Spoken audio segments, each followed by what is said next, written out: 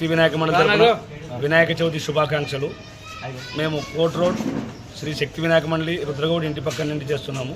మేము గత 24 సంవత్సరాలుగా వినాయకుని విగ్రహ ప్రతిష్ఠ చేసుకుని పూజలు చేసుకుంటూనే ఉంటాము.